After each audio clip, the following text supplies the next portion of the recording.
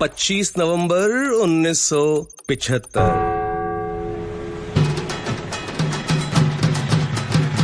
पश्चिम बंगाल है भारत की सांस्कृतिक राजधानी और उसकी राजधानी कोलकाता जानी जाती है दो नामों से, the city of joy and the city of firsts.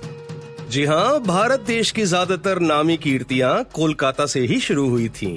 जहां बंगाल का दिमाग है कोलकाता, वैसे ही उसका दिल है कोलकाता का जुड़वा भाई हावड़ा। और इसी दिल से निकला बांटी। इसी दिन श्रीमती स्वप्ना दत्तो और श्री प्रशांत दत्तो का इकलौता बेटा एवं कुमारी ट्यूलिप का इकलौता भाई। मूसलाधार बारिश की दोपहरी में नारियल के पेड़ की फुनगी से पत्तों पर टपकती हुई पानी की बूंदें नीचे झड़ रही थीं। बांस के वृक्ष बरसाती हवा के झोंके से दोहरे हुए जा रहे थे और पोखर में मेंढकों का झुंड रह रहकर टर्रा रहा था और दो एक सफेद बगुले पानी के किनारे जलकुंभियों में बगले झांक रहे थे। बूढ़े बरशैल बंसी कटिया लिए भीगते भाग रहे थे और मछलियां खुश थीं कि उनके शिकारी खुद मौसम के शिकार हो चले थे। ऐसा था हावड़ा, हुगली नदी के किनारे बसा पश्चिम बंगाल का एक 500 साल पुराना जिला और शहर। গুলির শব্দ। এখন এখানে গুলি চলে খুব।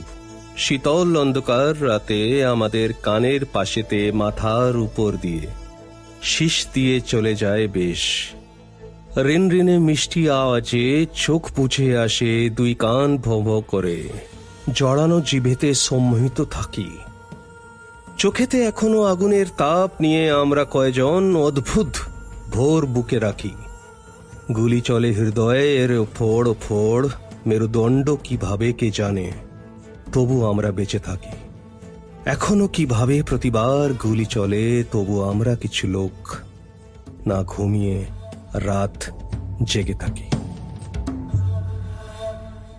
बांटी को इस कविता के लिए उसके स्कूल से फर्स्ट प्राइज मिला था, पर ना विवेकानंदो इंस्टीट्यूशन जानता था, ना बांटी कि युद्ध पर लिखी ये कविता एक दिन उसकी जिंदगी का सच बन जाएगी। उस कुलीन और ठेठ बंगाली परिवार का भारतीय सेना से कोई लेना देना नहीं था, पर कलकत्ते की रेड रोड पर गणतंत्र दिवस परेड को सालाना देखते देखते बांटी इंडियन आर्मी और एयरफोर्स की तरफ आकर्षित हो गया। अच्छे लगते थे उसे फौजी, उनका रुबाब, उनकी वर्दी, उनके तमगे और उनकी बहादुरी की कहानियां। उसे क्या पता था कि वो भी एक दिन कहानी बन जाएगा, जैसे इस एपिसोड में।